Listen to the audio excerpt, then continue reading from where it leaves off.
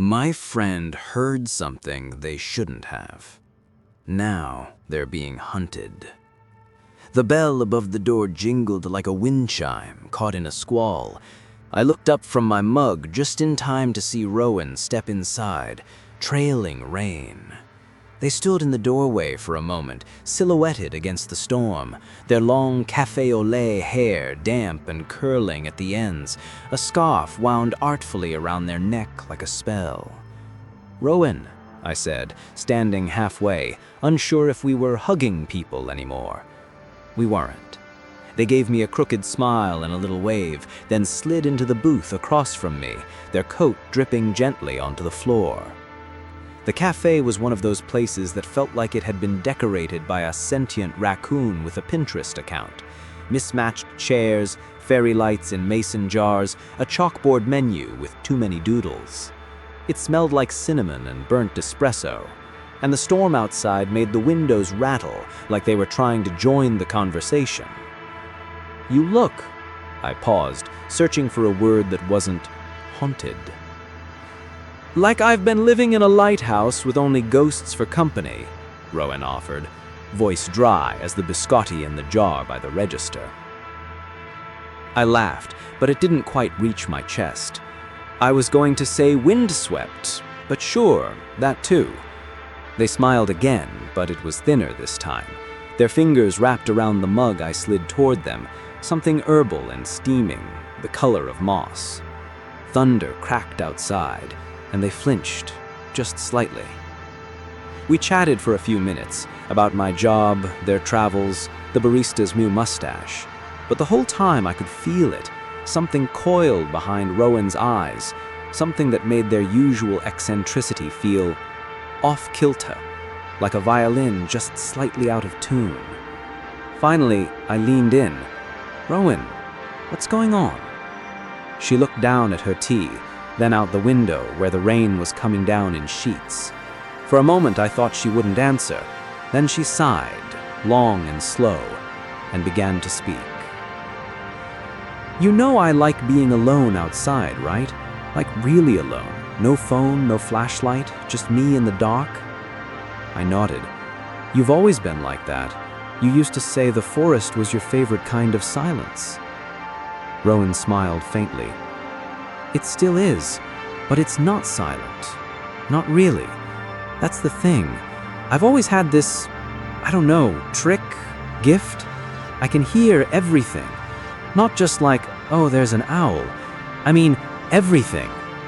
Crickets, frogs, the wind brushing against pine needles, the way a creek gurgles over stones. I can pick each one out, like instruments in an orchestra. I can turn them up or down in my head, isolate them. It's like I'm the soundboard." She took a sip of tea, eyes distant. Another rumble of thunder rolled through the cafe, and the lights flickered. "I play this, I don't know, game? I sit in the pitch dark, close my eyes, and try to name every sound. Not just what it was, but where it was, how far, what direction. Sometimes I'd hum along with the wind or mimic the frogs. It felt like communion. Like I was part of something bigger." I nodded, slowly. "That sounds beautiful. Like synesthesia, almost." "Maybe. Or maybe it's the autism. Or maybe I'm just weird." She gave a short, brittle laugh. "But it's always been comforting, like I could control something, even if it was just the volume of the world." She paused. Her hands, wrapped around the mug, had started to tremble. "But last week," she said, voice barely above a whisper, "I heard something I couldn't turn down." Rowan's fingers tightened, knuckles pale. Outside, the storm had settled into a steady rhythm, rain tapping the windows like impatient fingers, thunder rolling low and slow across the sky. I leaned forward, voice soft. "Rowan, what did you hear?" She hesitated, eyes flicking toward the door as if to expect something to slither through it. Then she exhaled and began. "It was a good night at first. I'd hiked out to the old fire road near the ridge, No moon, but the stars were sharp. I sat on that mossy log I like, the one that smells like petrichor and cedar. I closed my eyes and started the game.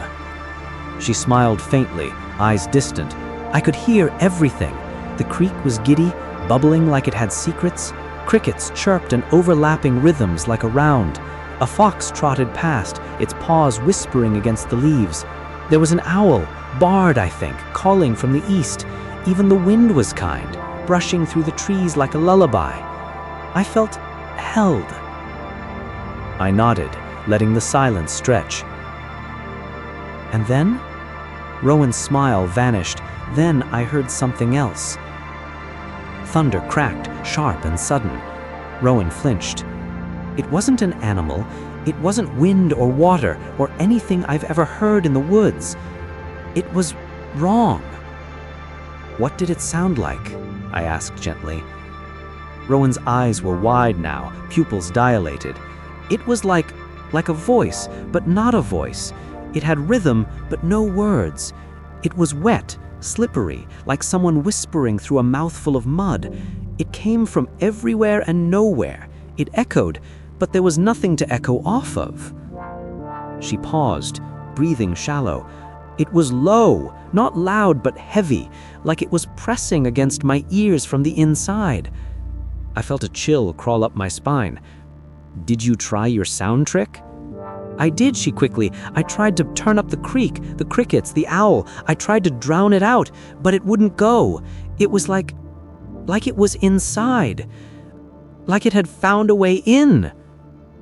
Her hand twitched toward her satchel, where the edge of a pair of noise-canceling headphones peeked out like a lifeline. She didn't take them out, just touched them like a talisman.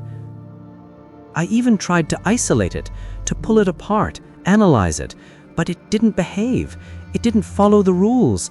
It kept shifting, like it knew I was listening. Another rumble of thunder. The lights flickered again. I reached out. "Rowan, what's wrong?" They looked up, eyes glassy, then down into their tea. Their hands were shaking now, barely contained. "I'm fine," they said, too quickly. "It's probably nothing, just a weird night. Maybe I was tired." They took a sip, clutching the mug like it might anchor them to the moment. But I could see it. The way their shoulders hunched, the way their eyes kept darting to the window. Rowan looked down into their tea, steam curling around their face like smoke from a slow-burning fire. Rowan's voice, when it came, was barely audible. "It hasn't stopped." I blinked. "What?" "The whispering," they said, eyes still fixed on the tea. "It hasn't stopped." The words hung in the air like fog. The hum of the espresso machine behind the counter seemed distant now, muffled. The barista had vanished into the back, and the other patrons were silent, heads bent over books or screens like actors frozen mid-scene. Rowan looked up at me, and for the first time, I saw something unfamiliar in their face. Not just fear, something deeper, something raw. "It knows I can hear it?" they whispered. "It's changed. It's learning." A thunderclap rattled the windows, and I flinched. Rowan didn't. "I tried everything," they said, voice trembling. "I tried turning it down. I tried isolating it. But it's not a sound anymore. It's a presence. It's inside me." I swallowed. "Rowan, are you okay?" They looked at me, eyes glassy, and for a moment I didn't recognize them. The eccentric sparkle, the whimsical charm, it was gone. what sat across from me was something else. Something hollowed out. I'm fine. I just need to stay calm. It doesn't like panic.